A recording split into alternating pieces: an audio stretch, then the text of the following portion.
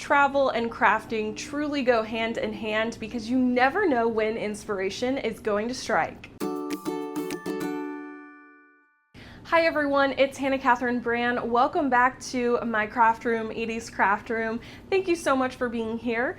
Recently, I took a trip to Albuquerque, New Mexico for my brother's wedding, and the Land of Enchantment had a lot in store for me.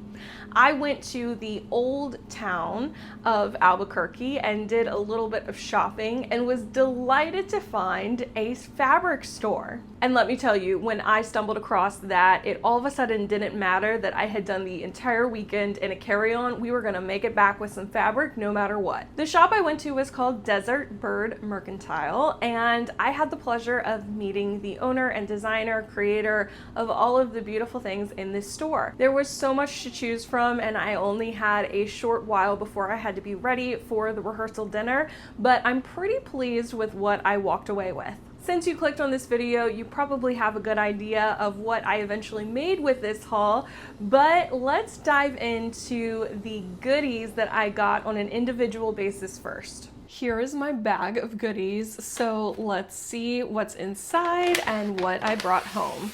This shop had the most gorgeous display of fat quarters, and it was so hard just picking a few, but I went through and just picked my favorites and was just feeling really happy and excited by these gorgeous prints and colors. They're a little bit different than some of the fabrics I typically gravitate toward, but I guess that could be said for a lot of my projects. I'm always trying to do something different than last time, and these fat quarters and the fabric patterns just really spoke to me. So let's open these up and take a look together, because I think that you'll really be able to appreciate just how beautiful this fabric is when you can see the scale and what it looks like on just a larger piece instead of folded up. So we have this gorgeous print. These colors are so unique, and I love the blues and almost an olive green, but has a little bit more yellow in it and orange. I would have never put these colors together, but I think they work so well. Speaking of orange, it was just really calling to me. This is more of a salmon, really bright orange, really fun, almost summery with the flowers, and you still have that circular kind of pattern in here, that repetition. I just love this. I think that this is such a fun, happy fabric. Next up is one that I think is a little more tropical. This kind of reminds me of like a Lily Pulitzer print, but still very southwestern with a little bit of tropical involved. I think this is so fun. This would make, I think, such a cute like skirt or something in the Lily Pulitzer kind of category. I love this fabric.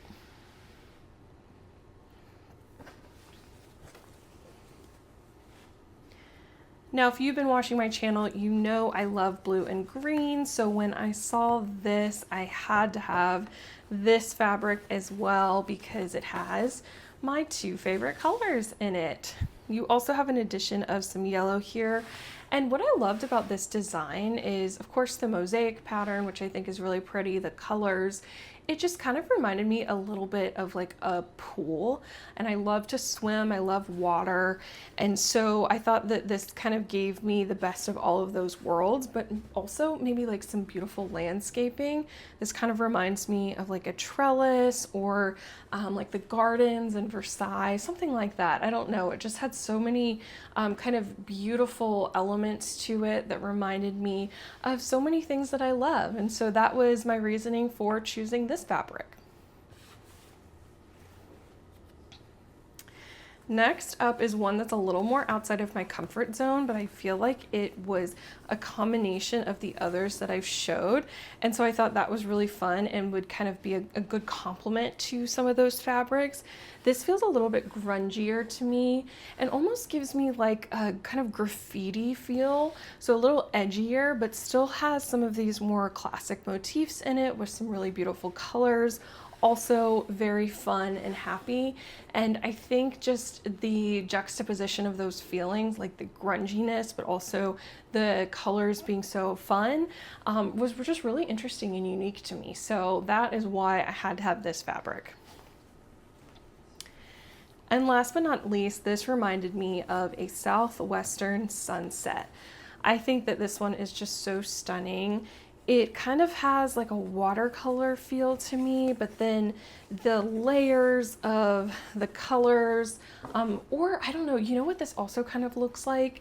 I don't know if anyone did this or your children or grandchildren did it, but those like sand art bottles that you would make where you could pick different colors of sand and you just pour them into like a glass or a plastic bottle, and they make these really fun layered designs.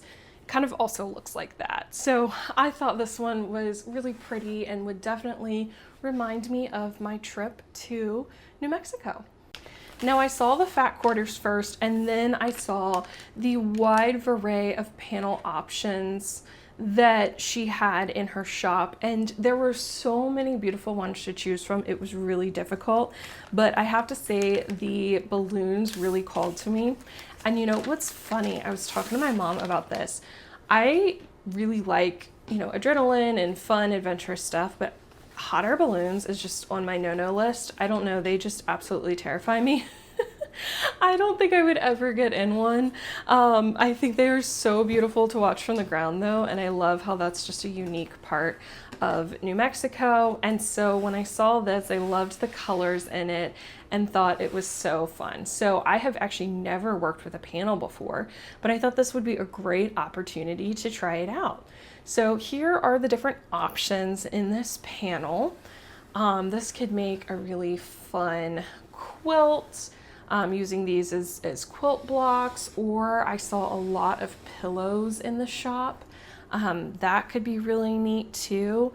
I'm still a little bit undecided on what I'm gonna make, but I think whatever I do make, at least one part of it will be going to my brother and his new wife. I think that that would be really special for them to have something in their home that will remind them of New Mexico and where they got married, especially the weekend that they got married.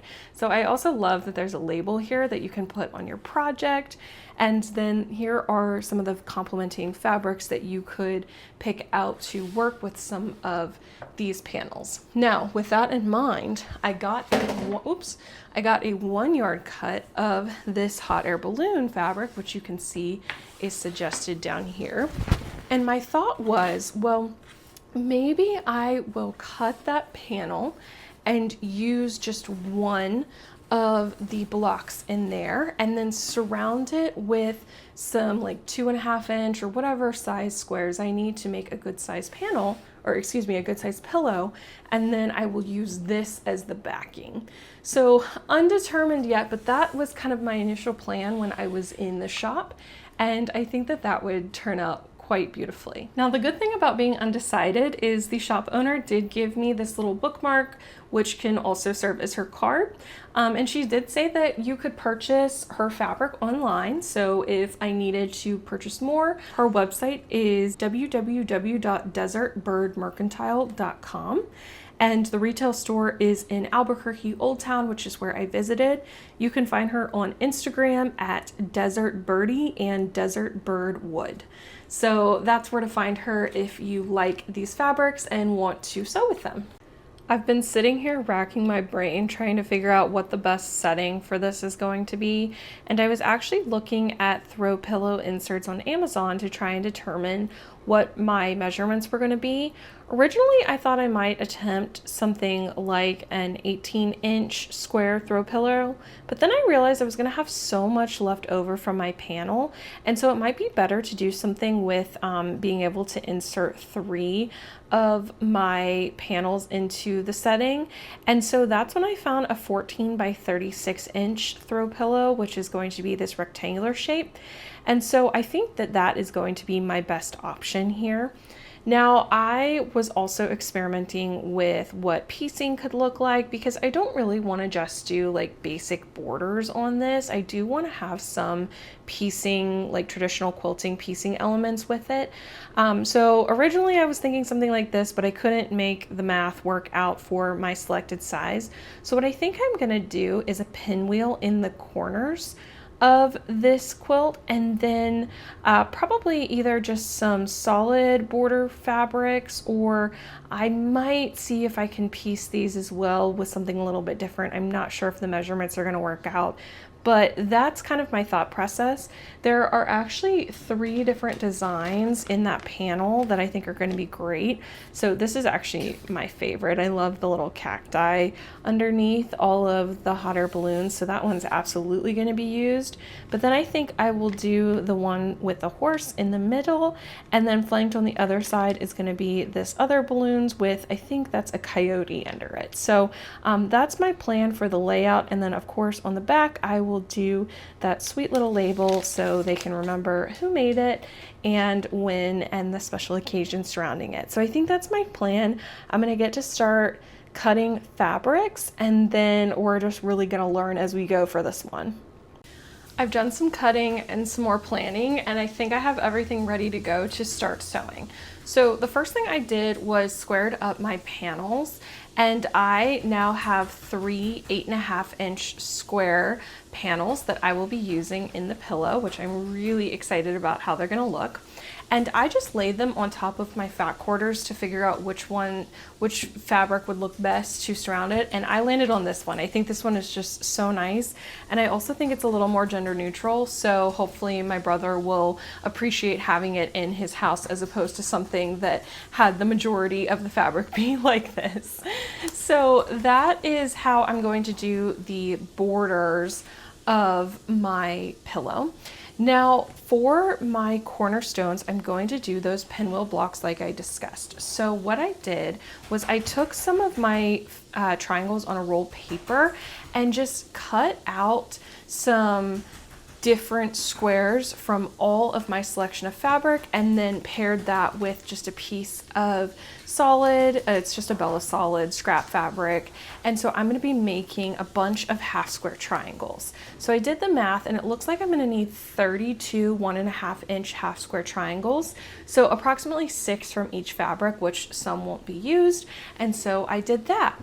So now my next step is going to be just sewing my my sashing or my borders on the top and bottom of my panels, and then it's going to be just stitching according to the paper to create my half square triangles from my other different fabric options. So let's take all of this to the sewing machine.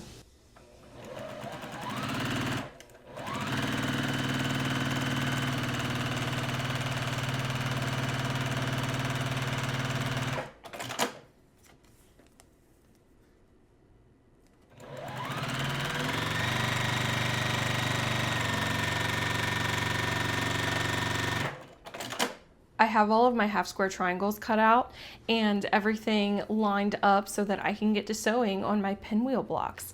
Now, I had originally envisioned this as a Scrappy pinwheel, but when I laid all of these half square triangles out, I didn't think they popped as much when they were scrappier, so I went ahead and just kept like fabrics with like fabrics, and I really think that gives the pinwheel just more of a pop. So hopefully that'll turn out well.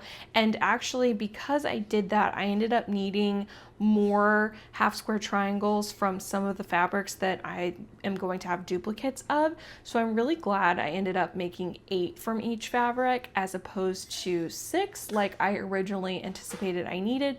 That way I didn't have to go and cut more from the fabrics that I used twice.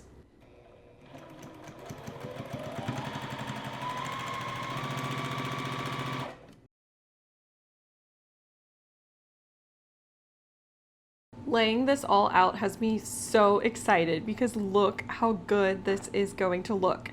So now all I need to do is just sew all of my columns into the rows, and then it's pretty much going to be done. I have decided that I am going to quilt this top myself, so I have some batting on order to just quilt it on my machine. And then I also went ahead and purchased the pillow insert, and so I'm hoping that this is going to be a same day finish. Next on my to-do list was marking the quilting that I was going to be doing. I ended up just doing a crosshatch of 1-inch lines, just some straight line quilting.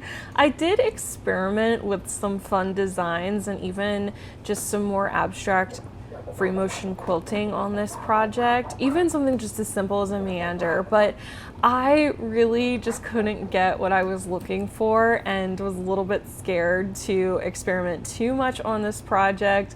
So I did play it safe with just the straight line quilting, but I really enjoy doing this, especially on smaller projects. So I think I really do need to brush up on my quilting skills because one day I would like to own a long arm. I've promised some of you I'll try and feature gumbo more often. Obviously, with basting a quilt, if you have a cat, they are on it. So here he is making himself nice and comfy. It's nighttime now, but I am so excited about finishing this. So we are burning the midnight oil. I have just cut the fabric for the back of my pillow, and I will link the video below that I use to understand how to prepare an envelope backing for a pillow, because I thought it was a great, nice, clear and easy tutorial. But essentially the gist of it is that to make this, you cut 2 pieces of fabric and you determine that size by the height of your pillow, and then you take the width of it, divide it by 2 and add 2.5. So because this is a 14 by 36 pillow, I did 14 by 20.5 inches for my pieces. Also, because this is a directional fabric, I made sure to cut accordingly to make sure my direction was nice. So those are my 2 pieces here. And then all I will do is just add a hem, so I'm not having that raw edge showing. So I will just flip this over, iron it down this way, and then one more, and then just do a nice little stitch right there so it looks nice and finished. And then it's really just a matter of taking the front of my pillow and putting them right sides together and then flipping it all inside out so it is all right sides up. I'm not doing any binding on this, just doing a stitch and flip pillow. So real quick, I'll give you a sneak peek of the quilting because it turned out so good. Here is the front of my pillow. So you can imagine why I was so excited to get starting on the backing so that I can call this one finished. That part went so fast and fun, and it took everything in me to wait until the next day to get these shots and show you the final reveal in good lighting. Look how great this pillow turned out. I am so proud of myself for designing this and making everything work and just taking some inspiration and turning it into something beautiful. I also love how this envelope back worked out.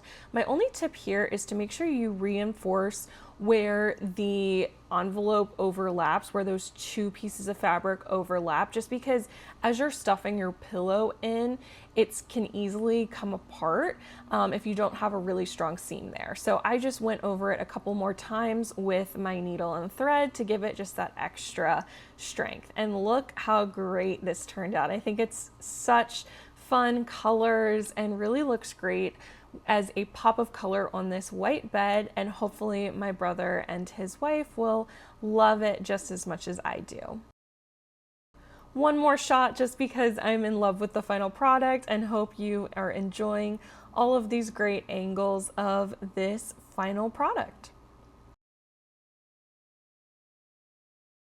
As is becoming typical on my channel, I would love to give away my scraps from this project and rehome them to someone who would love them. I actually think you may have enough to make your own pillow like I showed in this video, or of course anything else. So that is going to include the remaining panel as well as the remnants of the fat quarters and the 1 yard cut, and there's quite a bit still here to enjoy. All you need to do to enter is leave me a comment down below and let me know what is one UFO that you have been sitting on the longest and why. Tell me why, because I would love to maybe get into the psychology behind some of my own UFOs. 2 weeks after this video goes up, I will close the giveaway and announce the winner in a community post from my channel. So if you are subscribed to Edie's Craft Room, then that post should show up in your subscription feed when I post it.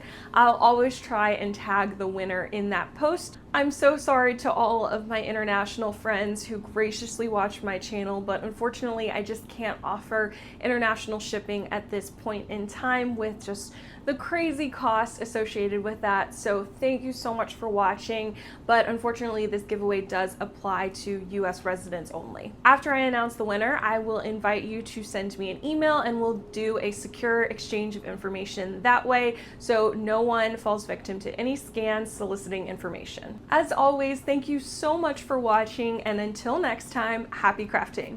Bye-bye.